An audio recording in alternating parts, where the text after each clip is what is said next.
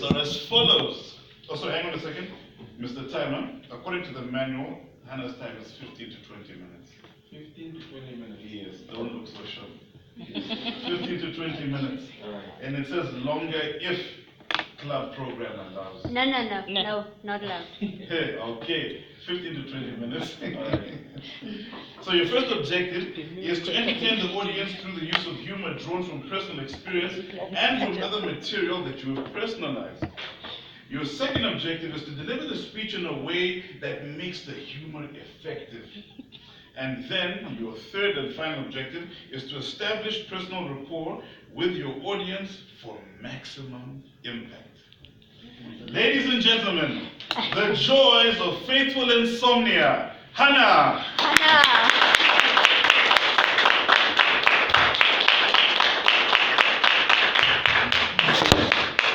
Hannah, the joys of faithful insomnia. Please stay awake. Morning, Toastmaster of ABC. Good morning. I would say good morning, but only sane people like me know that a Saturday morning is meant for sleep, not meetings. Definitely not breakfast meetings. That is why I have stuck to Tarantal, because I know I cannot wake up and make it up to 9. You saw me coming in at 10 past 9. Because I was just catching that 1.5 minutes of sleep that I usually get in the morning. But no, Erica's persistence drove me to come. And here I am. Thank you. Again. Please put on my camera. So, why am I talking about insomnia? Well, because I bet you guys are the early to bed, early to rise, makes you healthy and wise crew. And I'm here to burst your bubble. Because according to sleepwell.org in 2009, it's not sleeping early or waking up early that makes people healthy, wealthy, or wise. There's many other factors that influence that. And I know that recently I found out whilst I was reading, and it influenced this speech, I found out that I am interesting. And in my introduction, I told you I'm a poet, I'm a writer, and I left out a few interesting things about me, but that still doesn't make me interesting. For example, I left out that at 19, I secretly recorded a full album. Yes, I am a singer. And if you catch me on a good day, I might belt one for you, Afro jazz. Only to be seen on the front cover of the most sold newspaper in Zimbabwe, the Sunday Mail. And my uncle in England calling and saying, "Is that Hannah on the newspaper?" And my pastor on that Sunday said, "I saw you on the newspaper." I think the Sunday Mail of Zimbabwe owes me some money because that newspaper must have sold quite a bit. But anyway, back to being an interesting person. So recently I read from Avery Sawyer that insomniacs are interesting people because we stay up all night speaking to ourselves, so much so that we don't want to sleep. That's how interesting we are. Right? But not to make you guys feel bad, I'm just going to go through some of the joys of being an insomniac. And I hope one or two of you can relate, but I really doubt because, hello, you are a breakfast club. So, the first joy of being a part of this group of people who toss and turn whilst everybody else is in la la land is that we hear every single sound of the night. Every single sound. The wind howls a bit louder at 2 a.m. Every crunch of leaves is just a bit louder. So, a few weeks ago, it was very hot and I had my fan on, my rotating fan, and I could hear shh, and then silence, then shh, and silence. And my windows are pretty low, and I was convinced, I'm sure it was around 1:50 to 2 o'clock again, I was convinced there is a robber prowling by my window. So I slept there, wondering what to do. Then I remembered my mom's advice. If you feel like there's someone at your window, flick the lights. So I took out my arm, looked for my switch, my side light, and then switched it on, switched it on, switched it on, and then I saw the stack of papers that I just left on my study desk. It was the fan's wind going on my papers. No thief there, and I thought, I need to sleep. I really, really need to sleep. The second joy. Now, there's a particular item on everybody's bed, which probably people love, but we, insomniacs, don't. It's our pillow. We take it, we punch it, we shift it, we fold it. We somehow, an insomniac probably feels that the sleep is in the pillow. So we're trying to do all that so that the sleep can at least feel our desperation, so it jumps back into our head, into our eyelids, and just make us fall asleep. Well, just then when you think, okay, but Hannah, why don't you take the advice of counting sheep? Well, number one, I never grew up on a farm. I really haven't seen sheep. So counting sheep might not work. Others have suggested count stars. Now this is the epic one. Counting stars. 1, 2, 3, 59, 8. No, I was at 7. Okay, let me start at 60. 61, 62. You know what, Helen?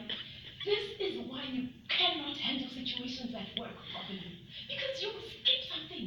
You skip details. And there you have it, ladies and gentlemen. I'm in another conversation with myself, castigating myself on why I cannot handle relationships with people I don't like, why I need to be more, I should be strict with myself when it comes to planning, why I don't stick to the things I said I should. It's already March. How many things have I achieved? The joys of being an insomniac. Now, I actually read on one of my insomniac nights the story of Winnie the Pooh. Anyone heard of Winnie the Pooh? Oh, yeah. Anyone read Winnie the Pooh? Very few people have read the book. Many know about the teddy bear. And I love Winnie the Pooh, but I really hadn't read the teddy bear until last year. So there I was reading about Winnie, only to discover he was like me, also an insomniac. Did you know? But then when Winnie took the advice of his friends to try and count sheep, that didn't work. He tried to count the trees in the forest, that didn't work. So he thought of counting heffalump. Now heffalumps are these creatures that Winnie has come up with, who also like honey just as much as he does. So when he got to the 789th heffalump, Winnie got all worked up in the middle of the night because there was the heffalump licking his paws and saying, "This is the best honey I've ever had."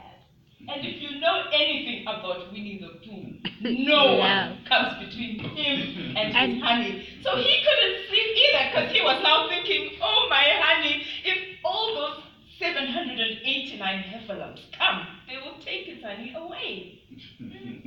This is the joy of being an insomniac. But let me go back to that point I made earlier on about being interesting. So it's not every day that I hear the wind of my fan fanning the papers and then I get into panic central as most insomniacs do.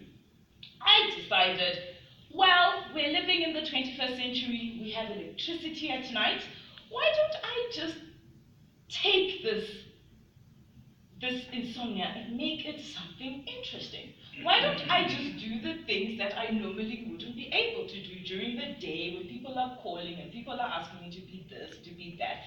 Can you help me with my homework? Ma'am, I'm sorry I handed in my assignment late. Can you please be lenient? Blah, blah, blah.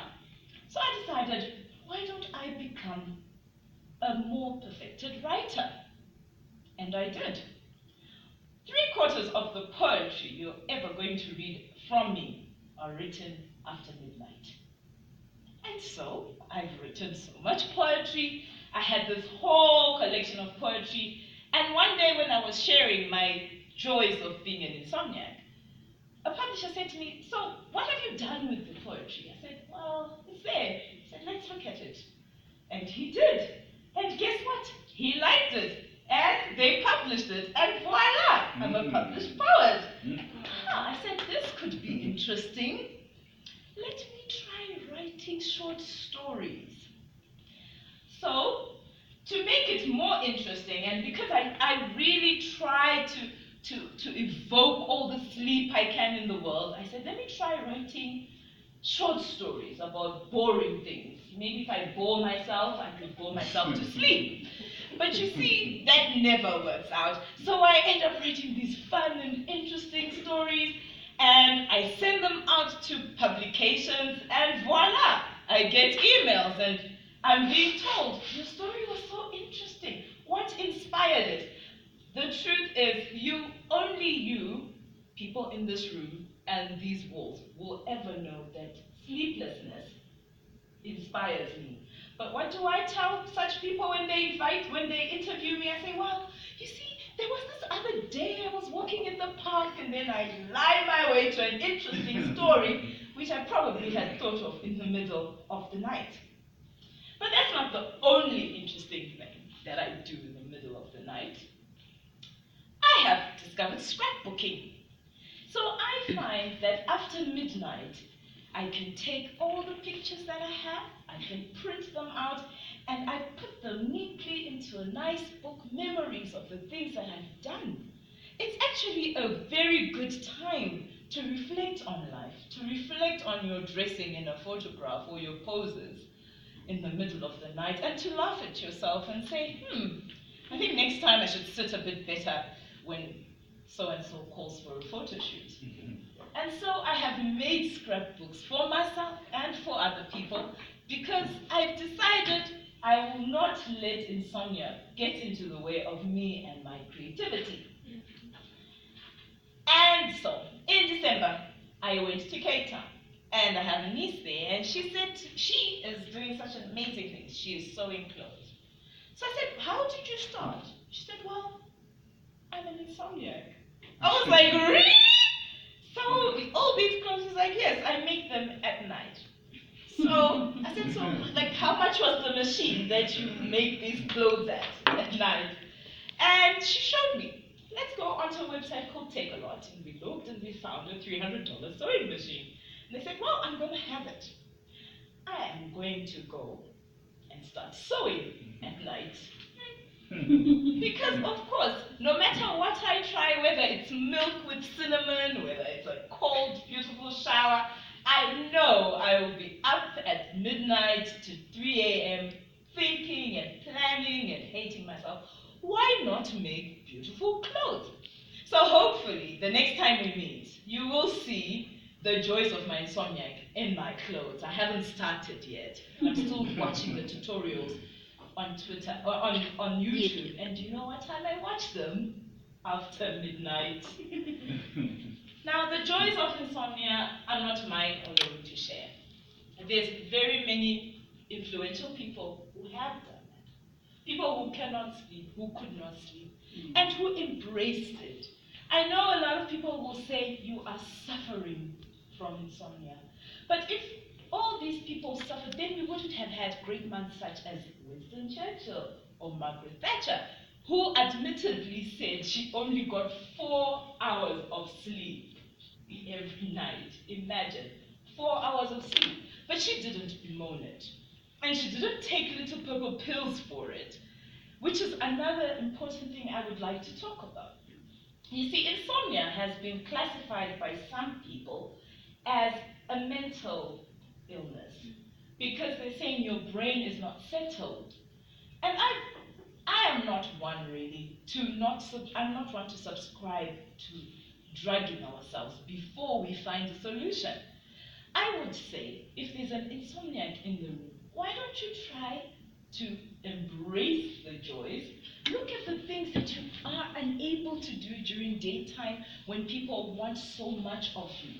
Just make sure that, as Robin Schwammer said, it's not about the quantity of sleep that you get.